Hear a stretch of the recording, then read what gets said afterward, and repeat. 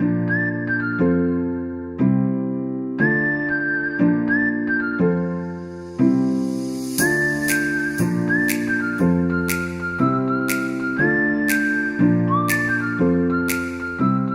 you just talk a little about yourself, your name, what you guys do? Thank you for welcoming us, Himani. Sana, please. So my name is Sana. His name is Nishant. He is my husband. And we are Era Terracotta. So we make jewelry and other products made out of terracotta clay. We started about 5-6 years ago, and since then we are making and selling our products and also giving workshops and stuff like that. So yes, we have grown throughout the years, and we are glad to be invited to this event and to give a workshop here at the Chandigarh Arts Museum. So thank you so much. Now, I believe you guys are from architecture background. So what really inspired you with this terracotta jewelry making? So, we came together as designers and had this essence of design in everything that we want to do. But seeing design in the market and in the contemporary world, it seemed a lot artificial and away from our roots.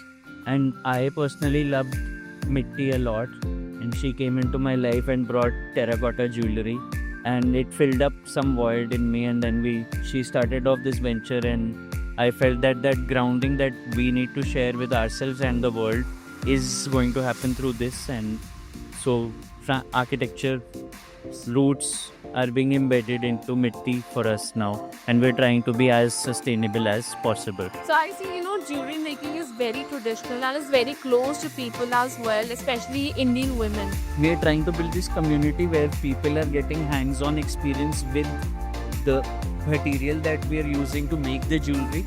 So everything that they've worn basically, and through their life's experiences, that remains in their impression.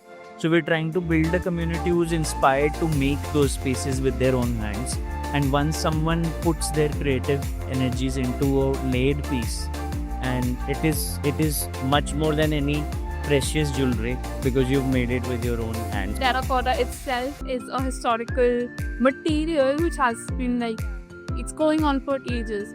So was there any specific reason you chose terracotta, or was it just you came across it?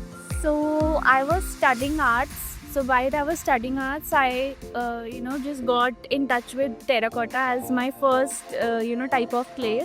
So since that was the first material that I started working with, I thought, okay, let's experiment something more like sculpture wise and some art wise. And then I don't know, during lockdown, I guess I started experimenting with types of jewelry.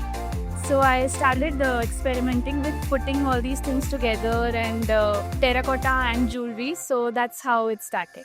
So how we correlate with architecture is because most of the jewelry, many materials in architecture, many materials all through market today are made with immense amount of carbon emissions, and this material gives back to the nature. We're basically uprooting a little bit of mud, prepping it, and then using it for hands-on therapeutic experiences and exercises.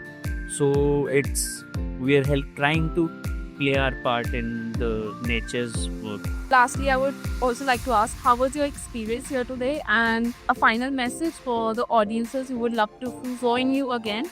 So our experience was wonderful. We had an amazing time teaching all the participants, and I feel they were very quick learners also. They learned, they picked everything up very quickly. And we had a great time overall. It was so nice to have such a big chunk of people so enthusiastic to learn.